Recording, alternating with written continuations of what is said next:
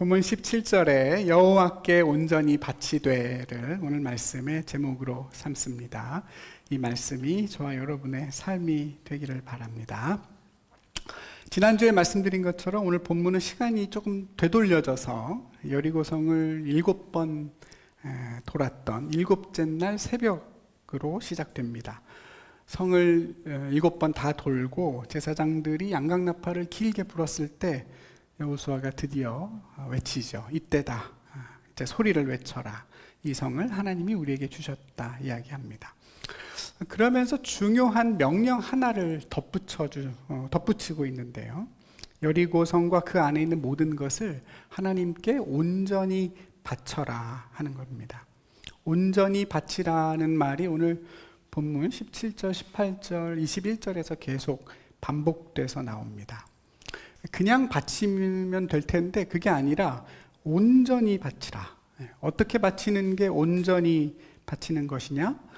생명이 있는 것은 모두 칼로 멸하여 바치고 은이나 금이나 청동이나 철로 만든 것처럼 생명이 없는 것들은 여호와의 곳간에 성소에 들여놓는 방식으로 바쳐라 이렇게 명령합니다.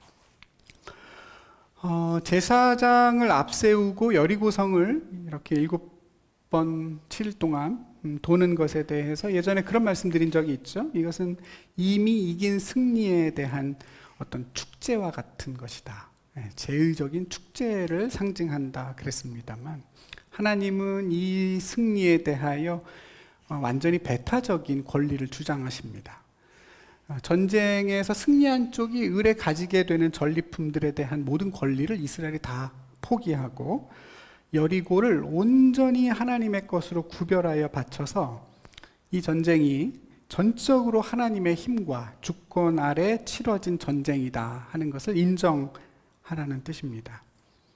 이 가나안 전쟁의 본질은 이스라엘 백성들이 영토를 두고 싸우는 전쟁이 아니라 죄와 우상으로 그 땅을 더럽힌 임차인들을 향하여 그 땅의 주인이 되시는 하나님이 치르는 거룩한 전쟁이라 하는 뜻이 담겨 있는 그런 명령으로 우리는 이해할 수 있습니다. 이러한 하나님의 명령은 여리고성을 정복한 뒤에 아주 신실하게 지켜졌다고 오늘 본문은 증언합니다. 라합과 그녀에게 속한 모든 생명을 제외하고 여리고의 전부 다 모든 것을 불살랐습니다. 은금과 동철은 여호와의 집 곳간에 두었다고 24절은 기록합니다. 지난주에 우리가 읽었던 6장 마지막 절에서 여호수아는 여리고를 저주하기도 했습니다. 여리고를 다시 세우는 자에게는 맏아들이 죽을 것이요 그 문을 세우는 자는 막내 아들이 죽을 것이다 그랬습니다. 승리한 이스라엘에게는 축제의 날이었지만 그날 여리고에게는 비극과 저주를 넘어서 말 그대로 종말의 순간이었습니다. 여리고 전쟁의 이런 결말은 생명의 주인 되신 하나님을 인정하고 또 그분의 선하신 뜻과 섭리를 신뢰하고 있는 우리 성도들의 입장에서도 쉽게 납득하기 어려운 면이 있는 것이 사실입니다. 노아의 홍수나 소돔과 고모라 사건에서처럼 이것을 죄에 대한 심판의 차원으로 생각하고 넘어갈 수도 있겠습니다만 그러나 이것은 명확히 전쟁이라는 형식 속에서 이루어진 것이죠. 인간의 손에 의해 말 그대로 살육에 해당한다는 점에서 차이가 있습니다. 그것도 이미 승패가 다 결정이 난 마당입니다.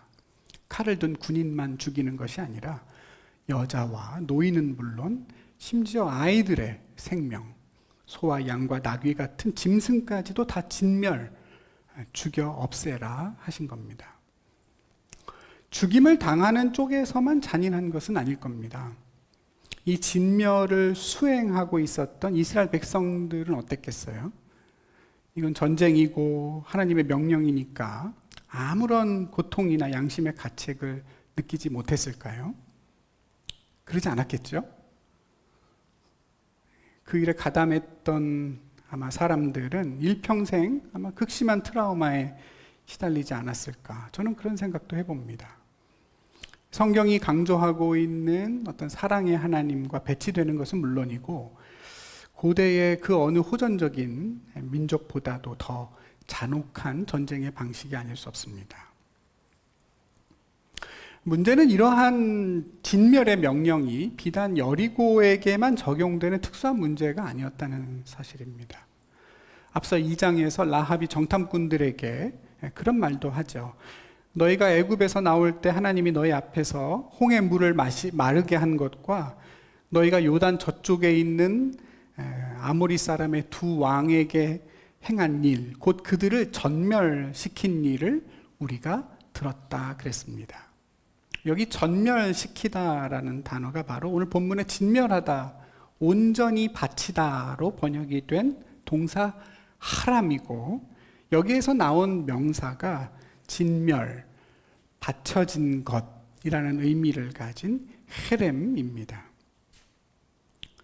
요단 동편에서부터 이미 이 헤렘의 전쟁이 시작되고 있었고, 더 거슬러 올라가 보면 신명기 7장에 하나님이 모세에게 이 진멸의 명령을 내렸다 하는 것을 우리는 확인할 수가 있습니다. 제가 신명기 7장 1절부터 4절까지의 말씀을 잠깐 읽겠습니다. 내 하나님 여호와께서 너를 인도하사 내가 가서 차지할 땅으로 들이시고 내 앞에서 여러 민족을 쫓아내실 때에 그때 너희는 그들을 진멸할 것이라. 그들과 어떤 언약도 하지 말 것이요 그들을 불쌍히 여기지도 말며 그들과 혼인하지도 말지니 내 딸을 그들의 아들에게 주지 말 것이요 그들의 딸도 내 며느리로 삼지 말 것은 그가 내 아들을 유혹하여 그가 여호와를 떠나 다른 신을 섬기게 함으로 여호와께서 너희에게 진노하사 갑자기 너희를 진멸하실 것임이니라 그랬습니다. 어떻습니까, 여러분? 하나님의 이런 명령은 말씀드린 것처럼 우리도 사실은 받아들이기가 참 어려운 부분이 있습니다. 성경을 연구하고 또 고민하는 학자나 설교자뿐만이 아니라 일반 성도들에게도 참 어려운 문제입니다. 예전에 우리 김상임 지사님이 묵상에 기초하실 때 할 때 이 부분을 저에게 찾아오셔서 질문하신 것도 기억이 납니다. 우리는 어떻게 이 말씀을 이해하고 우리의 삶에 적용을 해야 할까요? 3,500년 전 일이거든요. 그러니까 너무 오래된 얘기라 우리가 무시해도 좋다 이렇게 말할 수는 없겠죠? 여러분 그렇게 하시겠어요? 그럴 것 같으면 여호수아를 강의할 이유도 없고 읽을 이유도 없겠죠. 더군다나 우리는 이 헤렘이라는 문제가 과거에 오래된 역사의 이야기로 끝나버린 세상에 사는 것이 아니라 여전히 현재 진행형이라고 볼 수밖에 없는 그런 폭력의 소식들을 거의 매일 접하며 살아가고 있습니다. 과연 우리가 그런 상황 속에서 이 말씀을 어떻게 이해하고 또 하나님 우리에게 어떤 메시지를 전하려고 하신 걸지 같이 좀 생각해 보려고 합니다. 헤렘의 명령이 우리에게 큰 어려움이고 도전이다 그랬지만 사실 별로 큰 거부감을 느끼지 못하시는 분들도 계실 수 있습니다. 어떤 생명에 대한 감수성이 부족해서가 아니라 말씀드린 것처럼 하나님의 공의를 전적으로 신뢰하기 때문입니다. 우리가 다 알 수 없지만 그럴 만한 정당한 이유가 하나님의 편에 있었을 거다 하는 믿음이 있는 겁니다.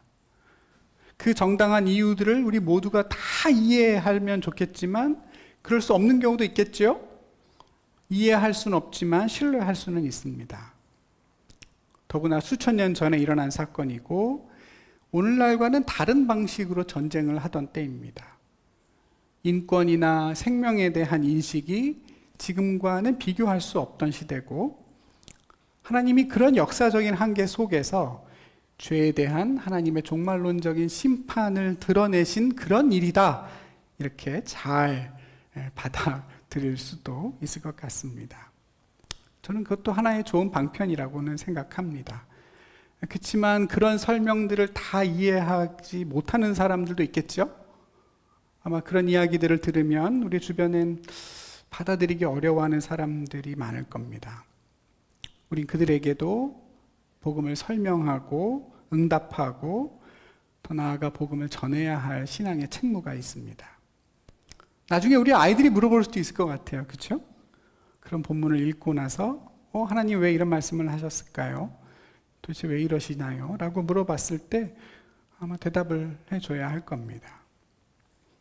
이에 대한 시원한 대답을 얻지 못해서 하나님을 오해하게 되고 그 오해 속에 오랜 시간 하나님을 떠나서 살아갈 수도 있을 것입니다.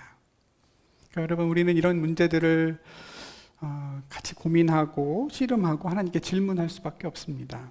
완벽하지 않지만 누구도 다 그 답을 알 수는 없지만, 그러나 조금 더 정확한 메시지를 얻기 위해서 더 진지하게 함께 성경을 읽어 나가야 되고 공부해야 되겠죠. 어떤 일에 종사하는 사람들에게는 정확하고자 하는 노력이 사랑이다라는 말이 있습니다. 정확하고자 하는 우리의 노력이 사랑인 경우가 많죠. 목사도 그렇고 선생님도 그렇고 건축을 하는 분도 그렇고 무슨 일이든 마찬가지입니다. 정확하게 하려는 노력이 사랑이고, 그것은 저 같은 설교자의 목으로만 남는 건 아니라고 생각합니다. 정확하지 못할지라도 끊임없이 다가가야 됩니다. 근사하다라는 말의 그 근사는 거의 가까이 다가갔다는 한자어입니다. 가까이 다가가도 근사합니다. 그럼에도 우리는 이 헤렘에 대해서 근사한 답을 가지지 못한 채 살아가고 있다고 저는 개인적으로 생각합니다. 어떤 유대인 랍비에게 유대인이 물어봤다고 그러죠. 도대체 이방인이란 하나님이 왜 만드셨고 어디에 쓰시는 겁니까? 그랬더니 그 랍비가 이렇게 대답합니다. 그들은 지옥의 땔감으로 하나님이 쓰려고 만들었다. 제가 찾아보니까 그 말은 사실은 이슬람 성경인 코란에 나온 한 구절입니다. 저희 집에 코란이 있어서 한번 찾아보니 예언자라는 제목을 가진 챕터에 이렇게 나옵니다. 믿지 않는 자들, 하나님 아닌 다른 것을 숭배한 자들은 지옥의 땔감이 되어 지옥에 떨어진다. 코란 21장 98절에 나옵니다. 여러분, 우리가 그런 입장에 머물러 있을 수는 없는 노릇입니다. 말씀드린 것처럼 우리 현실은 그런 사건들이 과거의 한 역사적인 문제다, 이렇게 치부할 수 없는 시대입니다. 가나안 땅에는 지금도 전쟁과 피해 호소로 가득하고 있고, 어떤 사람은 전쟁이 너무 길어지니까 그러려니 넘어가는 사람들도 있겠지만 그 일 때문에 아파하고 함께 해결하기 위해 기도하는 사람들도 있습니다. 노벨 문학상을 받은 한강 작가가 수상 회견, 기자회견을 마다하면서 했던 이야기를 여러분 다 아시죠? 지금 온 세상에 전쟁이 치열해서 날마다 모든 죽음이 실려 나가는데 무슨 잔치를 하고 기자회견을 하느냐? 그런 거 안 하겠다고 했다죠. 그러니까 시대가 그만큼 성숙했고 생각은 깊어졌습니다.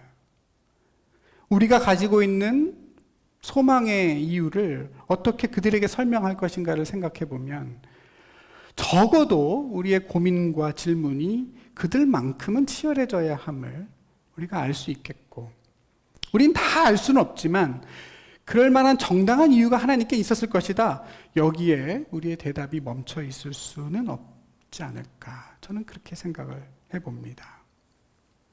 그럼 이 문제를 어떻게 풀어갈 것인가? 먼저 하나님이 왜 이런 명령을 내려야 했는가, 헤렘의 근본적인 이유와 목적이 무엇이었는지부터 다시 생각해 봐야겠습니다. 여러분, 하나님은 왜 진멸의 명령을 반복해서 내리셨을까요? 궁극적인 이유가 뭐겠습니까? 우리가 아까 제가 읽어드렸던 신명기 7장에서도 잠깐 언급이 되어 있습니다만, 성경에서 헤렘은 항상 어떤 구절과 같이 나옵니다. 가나안 땅에 있는 우상과 탐심의 죄에 빠지지 말라는 그 말씀과 함께 헤렘이 등장합니다. 그들과 혼인 관계를 맺거나 해서 하나님을 떠나고 가나안의 우상을 섬기고 그들의 타락한 문화에 빠져서 결국은 이스라엘 자신이 헤렘의 대상이 되지 않도록 경고하십니다.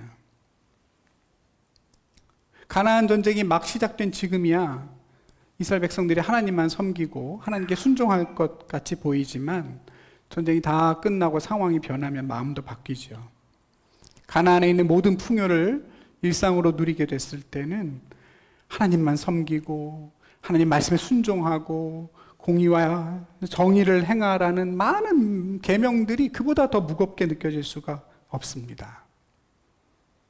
더군다나 광야에서 태어나서, 다 광야에서 태어났죠. 일평생 모래먼지만 마셨던 그들의 눈에 가나안, 여리고의 그 화려한 문화가 얼마나 놀랍게 다가왔겠습니까? 율법을 듣고 순종하는 신앙만 배운 그들에게 눈으로 보면서 몸으로 쾌락을 느끼는 그 가나안의 종교가 어떻게 다가왔을까? 우리는 쉽게 헤아려 볼 수 있습니다. 문화적인 격차가 너무 큽니다. 사막의 유목민이 마치 뉴욕 시내 한복판에 떨어진 것과 같은 문화 충격을 받았을 겁니다. 가나안에 있는 모든 게 새로워 보이고 좋아 보이고 하나님을 섬기는 일은 너무나 고리타분하게 느껴졌을 거예요. 일반적인 전쟁의 문법과는 달리 전리품들을 다 태우거나 성소에 바쳐야 하는 근본적인 이유도 이것과 연관이 있습니다. 가나안의 그 풍요와 문화의 올무가 잡혀서 그것을 부추기는 우상 숭배로 빠질 위험이 너무나 컸던 겁니다. 여러분, 아이성에서 있었던 아간의 범죄가 단적인 예가 되겠죠. 여러분, 아간이 아이성에서 훔쳤다는 게 뭐였는지 혹시 기억나세요? 다음 주에 보겠습니다만, 거기 보니까 바벨론에서 수입한 아름다운 외투 한 벌과 2kg 조금 넘는 은과 한 570g 정도 되는 금덩이 하나 훔쳤습니다. 그 지금으로 치면 뭘까 생각해 보니까 샤넬 코트 한 벌하고 골드바 한두 개 슬쩍 한 겁니다. 인간적으로 보면 어느 정도 납득이 가는 그런 거 아닙니까? 40년 동안 광야에서 보내다 처음 그런 걸 봤습니다. 얼마나 가지고 싶고 얼마나 대단해 보였을까요? 전쟁까지 치른 마당에 그 정도는 가져도 된다고 생각했을 겁니다. 근데 여러분, 성경은 무엇을 우상숭배라고 합니까?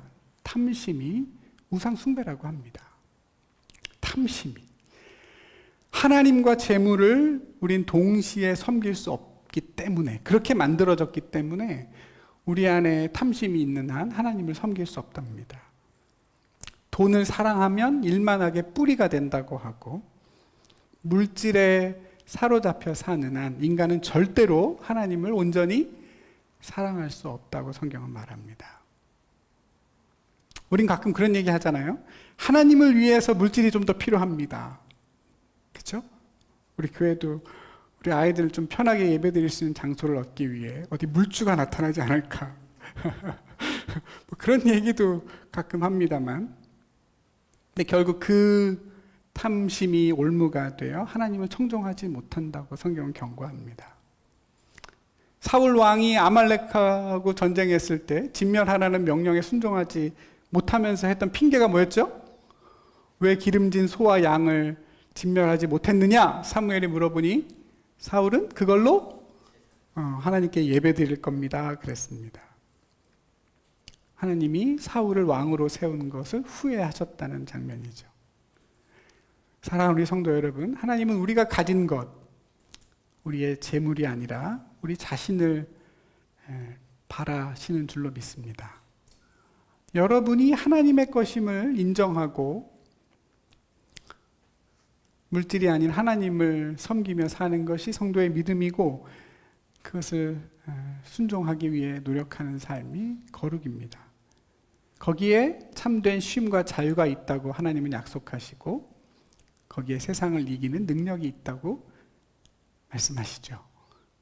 물질에서 자유한, 물질을 탐하지 않는 성도의 능력이 만몬의 시대를 살아가는 저와 여러분에게 꼭 있기를 바랍니다.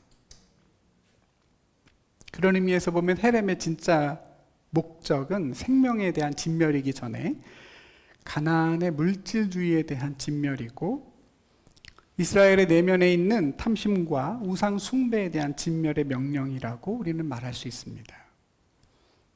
이스라엘 백성들 스스로 아직은 탐심을 제거할 힘이 없기 때문에 헤렘을 통해서라도 그 탐심의 대상이 되는 것들을 제거하라고 하십니다. 하나님께 드리는 제사, 번제가 제물을 태우는 방식인 이유도 여기에 있습니다. 구약의 제사와 우리 유교적인 제사의 차이가 있죠, 여러분? 우린 제사 드리고 나면 그 음식 누가 먹어요? 네, 다 내가 먹죠? 네, 조상님이 어떤 신이 드시기를 바라긴 하지만 실제로는 다 우리가 먹습니다. 근데 성경의 제사는 다르죠. 화목제 같은 예외도 있습니다만 기본적으로 다 태워서 아무도 먹지 못하게, 나도 제사장도 못 먹게 하나님께 바칩니다. 하나님이 드셔야 되기 때문이 아니죠. 예. 물질이 아니라 하나님을 내가 섬기고 있다는 고백이고, 예배를 드리는 목적이 내가 더 잘 먹고 잘 살기 위해서가 아니라 이미 잘 먹고 잘 사는 은혜를 하나님께 받았음을, 그 하나님이 내 생명의 주인임을 인정하는 데 있기 때문입니다. 여러분, 이스라엘이 결국 멸망한 것은 자신들의 탐욕에 대해 헤렘을 실행하지 못한 이유다라는 것이 성경에 일관된 증언입니다. 가나안에 만연해 있던 바알의 우상, 물질주의의 우상을 끝내 떨쳐내지 못하고 하나님의 백성 전체가 아간의 길을 걷다가 스스로 헤렘의 대상이 되어 그 땅에서 쫓겨났습니다. 구약 성경을 이렇게 찾아보면, 여러분, 구약 성경의 마지막 책이 뭐죠? 말라기죠? 네, 그 말라기가 4장으로 되어 있는데 그 마지막 절이 4장 6절입니다. 근데 헤렘이라는 단어를 사전에 찾아보다가 구약 성경이 언제 제일 마지막에 나오나 봤더니 그 말라기 4장 6절에 나옵니다. 그러니까 구약의 맨 마지막 단어가 헤렘인데요. 거기 뭐라고 나오냐면, 이스라엘 백성들이 회개하지 않으면 그들의 땅을 다시 헤렘으로 치리라, 이렇게 말씀이 나옵니다. 이스라엘 백성들이 빠져 있었던 우상의 문제와 탐욕의 문제가 구약이 끝나는 그 시점까지 해결되지 않은 채로 남아 있는 것을 보게 됩니다. 여호수아서에는 그런 역사에 대한 이스라엘 백성들의 반성과 후회가 담겨 있다는 것이 많은 학자들의 공통된 이야기입니다. 지금 우리가 읽고 있는 이 완결된 한 권의 여호수아서라는 책은 보통 요시야 왕 때 혹은 바벨론의 포로로 끌려갔을 때 완전히 다 한 권으로 완성됐다는데 대체로 학자들은 동의합니다. 여호수아가 남긴 기록들을 모으고 정리하고 책으로 정리하면서 아마 그 시대의 사람들은 그 사람들이 가지고 있던 신앙적 고민과 하나님께 대한 신앙의 고백을 담아서 그 책을 완성했을 것입니다. 저는 요시야 왕이 이 책을 이렇게 정리했다라고 하는 점을 보면서 많은 생각을 하게 됐습니다. 여러분, 요시야 왕은 유다의 마지막 개혁 군주였죠.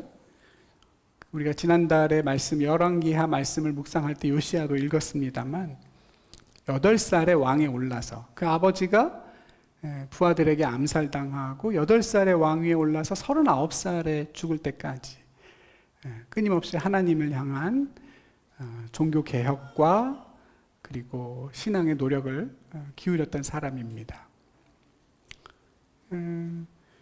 나라 밖으로는 바벨론이 일어나면서 북이스라엘을 멸망시켰던 그 아수르의 힘이 빠진 틈을 타서, 여러분, 북이스라엘은 아수르에 멸망하잖아요. 그 멸망한 북이스라엘을 아수르의 힘이 빠지는 틈을 타서 본인이 회복하겠다고 전쟁을 일으킵니다. 남유다의 왕인 요시야가 북쪽에 있는 성들을 정복해 나갑니다. 그때 제일 먼저 정복한 성이 어디였냐면 여리고입니다. 여리고라는 땅이 북이스라엘과 남유다의 경계선에 있는 북이스라엘의 땅이기 때문이에요. 여러분, 그런 요시야 왕이 여리고와 북이스라엘을 회복하면서 누구를 모델로 해서 그 일을 했었을지 충분히 예상이 되시죠? 여호수아의 옷을 입고 다윗의 꿈을 꾼 왕이 아닐까, 저는 그렇게 생각합니다. 많은 학자들은 그래서 여호수아서와 열왕기하에 남겨져 있는 요시야에 대한 기록을 보면서 그런 신앙의 고백이 담겨져 있음을, 그런 증거들을 다 찾아내기도 했습니다. 여러분, 진멸에 대한 여호수아서의 강조는 그런 역사적인 배경과도 무관하지 않습니다. 모세에게 하나님이 경고하셨던 이스라엘이 헤렘이 되는 것을 경고하신 바가 결국 이스라엘의 역사 속에서 실제로 일어나고 있는 시점에서, 이스라엘이 멸망해 가는 시점에서 그때 후대의 신앙인들은 가나안 정복 때 하나님이 주셨던 헤렘의 명령에 주목했습니다. 지금 이스라엘 백성들이 겪고 있는 실패의 뿌리가 거기에 있다고 본 거예요. 가나안의 우상과 탐욕의 문화를 진멸하지 못하고 결국 그들과 함께 진멸되는 자신들의 모습을 뼈아프게 반성했던 것입니다. 사실 헤렘에 대해서 성경이 이렇게 강하게 명령함에도 불구하고 정작 실제로는 그 진멸이 온전히 이루어지지 않았다는 증거가 성경에서 여러 곳에서 등장합니다. 여호수아가 이렇게 다 진멸해 버렸다는 족속이 사사기에 가면 그대로 나오죠. 사사기 3장 5절에 보면 이런 말씀이 나옵니다. 그러므로 이스라엘 자손은 가나안 족속과 헷 족속과 아모리 족속과 브리스 족속과 히위 족속과 여부스 족속 가운데 거주하면서 그들의 딸들을 맞아 아내로 삼으며 자기 딸들을 그들의 아들들에게 주고 또 그들의 신들을 섬겼더라. 이미 다 진멸된 사람들이 살아났어요. 단순히 살아만 있는 것이 아니라 이스라엘 백성들 속에 살면서 중요한 일들을 감당하기도 했습니다. 솔로몬의 역군으로 그들이 일했다는 기록도 있고, 다윗의 중요한 30명의 용사들 중 하나였던 우리야, 우리에게는 밧세바의 남편으로 유명하죠. 그 또한 진멸의 대상이었던 헷 족속 사람입니다. 그러니까 헤렘의 대상이었던 사람들이 여전히 살아남아서 이스라엘 백성들의 지도자로서 중요한 역할을 하고 그 땅에서 계속 함께 살아갔던 것입니다. 여호수아가 다 온전히 순종하지 못한 거겠죠? 근데 우리가 그렇게만 볼 수 없는 것도 있습니다. 진멸하지 못한 것이 아니라 어쩌면 하나님의 원래 뜻이 아니었을 수 있음을 우리 성경을 통해 보게 됩니다. 헤렘을 명령하시는 하나님의 말씀 속에서 그 진멸과는 모순된 하나님의 말씀을 볼 수 있기 때문입니다. 앞서 신명기 7장에 신명기 7장은 하나님이 7 족속을 쫓아내실 때라는 말로 시작이 됩니다. 하나님이 그들을 쫓아내실 때 진멸하라 이렇게 나오거든요. 진멸했으면 사실 쫓아낼 거 없지 않습니까? 그렇지 않나요? 쫓아내라 하는 명령과 진멸의 명령이 같이 나오는 것은 좀 이상합니다. 저만 이상한 걸로 하죠. 네. 더구나 그들과 언약도 하지 말고 혼인도 하지 말라는 말씀이 이어집니다. 이상하죠? 이제 한 분 더 이상해요, 이제. 정말 진멸이 목적이라면 그런 명령이 나올 이유가 없죠. 다 진멸했는데 누구랑 결혼하겠어요? 심지어 신명기 7장 22절에는 여호와께서 이 민족을 너희 앞에서 조금씩 쫓아내시리니 너는 그들을 급히 멸하지 말라 그랬습니다. 한꺼번에 그 사람들을 다 쫓아내면, 급히 진멸해버리면 그 땅이 황폐해지고 들짐승들이 더 번성하게 될 거기 때문에 그렇게 하지 말고 내가 천천히 쫓아낼 거다. 그러니 너희는 급히 진멸하지 말아라. 신명기 7장에 나오는 말씀입니다. 하나님의 헤렘의 명령을 문자 그대로 받아들이기 어려운 말씀입니다. 어쩌면 하나님은 가나안 땅에 가득한 우상과 탐욕의 죄로부터 어떻게든 이스라엘 백성들을 지켜내고 싶어 하셨는지도 모르겠습니다. 그래서 그 마음을 담아 헤렘의 명령으로 표현하셨을지도 모르겠어요. 그 의지가 너무 강하고 간절하셨기에 진멸이라고 하는 극단적인 표현이 등장하게 된 겁니다. 여러분, 예수님도 그런 말씀하셨잖아요. 만일 내 손이나 내 발이 너를 범죄하게 하거든 어떻게 하라? 찍어버리라. 장애인이나 다리 저는 자로 영생에 들어가는 것이 두 손과 두 발 가지고 영원한 불에 들어가는 것보다 낫다. 만일 내 눈이 너에게 범죄하게 하거든 어떻게 하라? 뽑아버려라. 한 눈으로 영생에 들어가는 것이 두 눈 가지고 지옥에 가는 것보다 낫다. 이 말씀을 문자 그대로 받는 사람은 없죠. 그래서 아마 저와 여러분들은 다 뭐가 하나씩 없든 하나만 없겠어요. 저는 나만 아는 신체가 없을 것 같은데. 우린 주님의 마음은 헤아릴 수 있습니다. 왜 그렇게까지 말씀하셔야 하는지, 왜 다 잘라 내버리라고 말씀하실 정도로 죄를 멀리하라고 하셨는지, 우리가 하나님에게 멀어지고 죄와 연합하기를 얼마나 싫어하는지를, 우리가 하나님께 온전히 바쳐진 존재로서 세상과 구별된 삶을 살아가기를 얼마나 하나님은 고대하고 계시는지를 우린 그런 표현들을 통해서 얼마든지 느낄 수 있습니다. 사실 하나님의 우리를 향한 마음은 그냥 죄를 안 짓는 것만이 아님을 우리는 다 알고 있습니다. 저와 여러분은 정결함의 부르심도 있지만 더 나아가 세상을 하나님의 나라로 선언하고 그 땅에 하나님의 나라를 선포하는 부르심도 있습니다. 더러워지지 않기 위해 집에만 머물러 있거나 정결해지기 위해 세상과 철저히 단절하고 살기를 하나님 바라지 않으시죠. 하나님이 이스라엘을 택하신 이유는 그들을 통해 세상을 깨끗하게 하시기 위함이 아니라 그들을 구원하기 위함임을, 세상을 진멸하기 위함이 아니라 세상에 복이 되게 하시기 위함임을 우리는 다 알고 있습니다. 그 전제를 놓치면 안 됩니다. 왜 이스라엘에게는 그토록 정결함의 명령을 강하게 하셨을까? 제 개인적인 생각으로는 이스라엘이 아직 거룩의 능력이 부족한 어린 신앙이기 때문에 그렇습니다.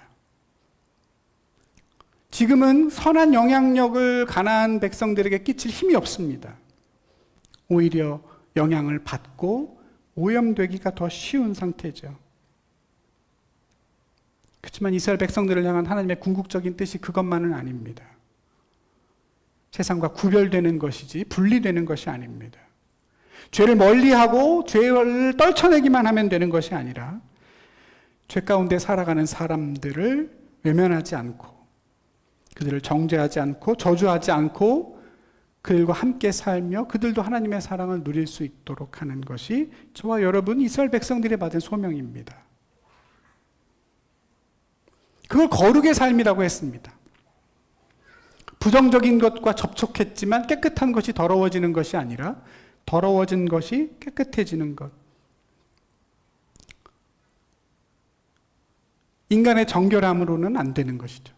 예수님이 우리에게 보여주신 거룩의 힘입니다. 그리고 우리에 도전하시죠. 너희는 거룩한 백성, 거룩한 무리, 성도다. 세상으로 가라.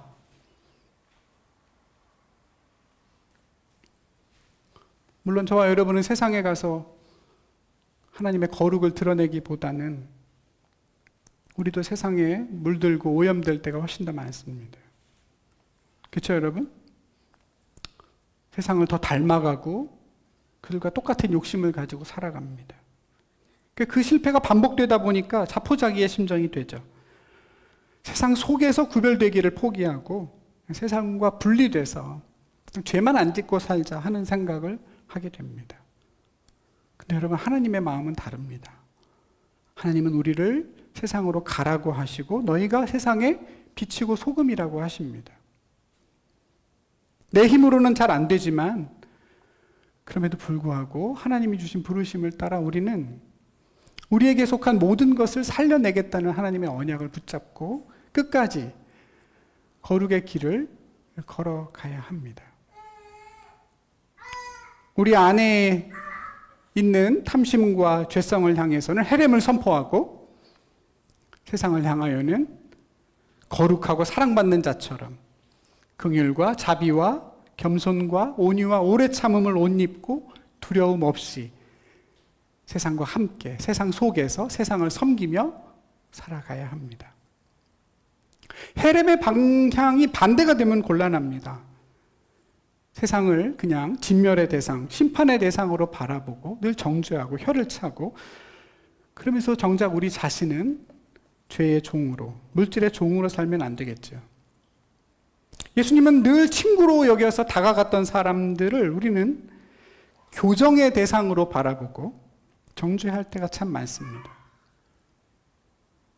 예수님이 경고하시던 바리새인들처럼 구별이 아니라, 선한 영향력을 끼치는 게 아니라 그냥 단절을 통해서 나 자신을 증명하고, 내 안에 있는 탐욕의 들보는 보지 못하고 다른 사람 눈에 있는, 세상 사람 눈에 있는 티끌은 열심히 빼려고 노력하면서 결국 나 자신을 섬기고 높이는, 어쩌면 그게 괴물이겠죠, 여러분. 그런 괴물이 되어가고 있지는 않은가, 우리 스스로 돌아봐야 할 때라고 생각합니다. 여러분, 사실 기독교는 그 본질이 배타적이고 폭력적이라는 것을 다 아실 겁니다. 그런 비난에서 자유로울 수가 없습니다. 다른 이로서는 구원을 얻을 수 없으니 천하 사람 중에 구원을 얻을 만한 다른 이름을 우리에게 주신 일이 없다. 얼마나 배타적입니까, 여러분? 오죽하면 미국의 유명한 신학교 총장님이 쓴 책의 제목이 무례한 기독교입니다. 혹시 읽어보신 분 계십니까? 기독교는 무례한 겁니다. 본질이 그렇습니다. 예수 외에는 구원의 길이 없습니다. 그걸 먼저 믿은 사람들이 가족이나 친구나 누군가에게 전도라는 이름으로 믿음을 권면 혹은 강요합니다. 여러분, 입장을 바꿔서 여러분을 믿지 않는 사람이고 여러분의 친구나 가족 누군가가 여러분에게 그런 믿음을 끊임없이 권면하고 전하려고 한다면 어떻겠습니까? 좀 불편하지 않을까요? 이번에도 저만 그렇습니까? 교복 집사가 없으니까 좀 답답하네요.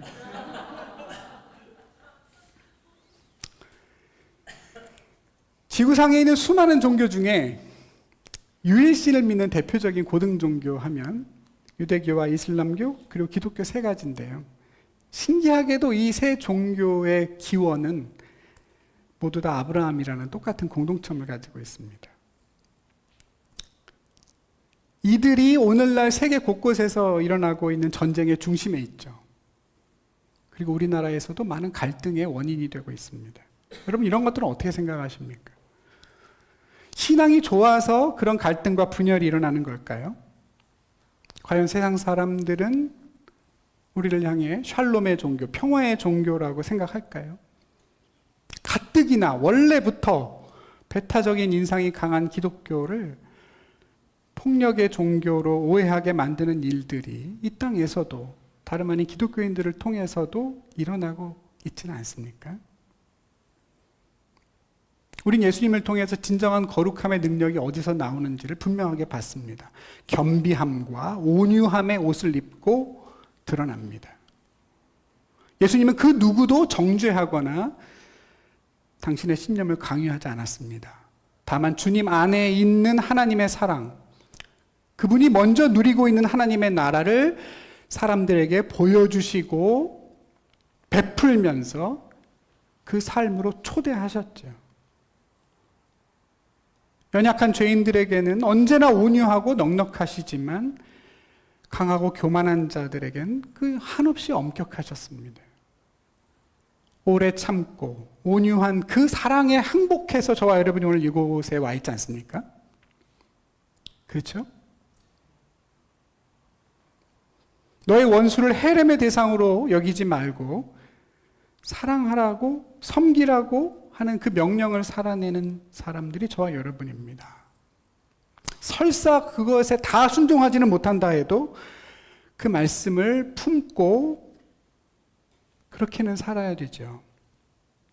이미 구원받았고 이미 진리를 알고 있는 자의 여유와 넉넉함을 가지고 무슨 이야기든 듣고 경청하고 대화할 수 있는 그런 모습이야말로 이 답답한 기독교가 세상에 복음을 전할 수 있는 작은 틈이라도 만들 수 있지 않겠습니까? 전도해 보신 분은 아시겠지만 여러분, 전도는 어떤 논리나 어떤 실력으로 사람들을 눌러 이기는 게 아니지 않습니까? 성경에 대해서 불만을 갖고 있고 안 좋은 질문을 갖고 있는 사람의 어떤 모든 질문들을 다 대답해주고 설명해주고 납득시키면 그 사람이 이제 이해가 됩니다. 당신 말이 맞습니다. 이제 나 오늘부터 예수 믿겠습니다. 그렇게 하겠습니까? 기독교 신앙을 기가 막히게 세상 사람들에게 변증해낸다면, 설명해낸다면 사람들이 예수님께로 오겠습니까? 막 그럴 거면 똑똑한 사람이 전도를 제일 잘할 겁니다.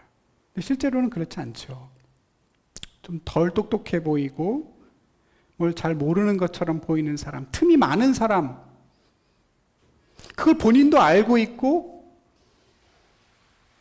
그냥 드러낼 줄 아는 사람이 실제로는 사람을 낚습니다. 사람 낚는 어부 노릇을 잘하죠. 전도 제일 못하는 사람이 목사고 그보다 더 못하는 게 신학교 교수라고 그러잖아요. 성경이나 하나님에 관한 질문에 막힘없이 술술술 다 시원하게 대답해 주지 못해도 모르는 건 모른다고, 아니 아는 것도 내가 틀릴 수 있다고 그렇게 겸손하게 듣고 나누려고 할 때, 비록 나는 좀 답답하지만, 나는 좀 설득력이 없어지지만 우리가 전하려는 예수의 복음은 그 마음에 깊은 흔적을 남기게 되지 않겠습니까? 우린 그 길을 가는 겁니다. 나는 지고 하나님은 이기는 거죠. 내가 속 시원하게 다른 사람을 설득시키고 그 생명을 놓치는 것이 아니라 나는 답답하고 억울하고 속상해도 하나님의 생명이 전해지는 삶을, 그 좁은 길을 걸어가는 그것이 저와 여러분의 신앙의 삶인 것을 믿습니다. 종교개혁 507주년 기념주일을 보내면서 여러분, 우리 뭘 개혁하고 무엇을 고쳐야 할지 스스로 질문해 보게 됩니다. 헤렘의 명령이 어디를 향해야 되고 우리 안에 있는 이 복음을 어떻게, 어떤 거룩함으로 세상에 증언하며 살 수 있을지 오늘 하루 잠시만이라도 고민하면 좋겠습니다. 향수 가게에 들어가면 향수를 사지 않아도 내 몸에 향기가 밴다는 말이 있습니다. 우리 교회가 예수 그리스도의 향기를 파는 가게 아니겠습니까? 예수님을 생각하면 떠오르는 이미지들이 다 있으시죠? 냄새가 있을 겁니다. 한없이 따뜻하고 온유하고 포근하고 사람들과 함께 먹고 마시기를 좋아하시고 여유와 웃음이 있는 분이죠. 그런 냄새가 있는 곳, 누구든 이곳에 들어와서 그런 예수의 냄새를 맡을 수 있는 곳. 설사 그 향기를 사지 않아도, 향수를 사지 않고 나간다고 해도 그 냄새가 그 몸에 배어 언젠간 다시 한번 찾아올 수 있는 그런 교회로, 그런 삶으로 저와 여러분이 함께 지어져 가기를 주님의 이름으로 간절히 소망합니다. 기도하겠습니다.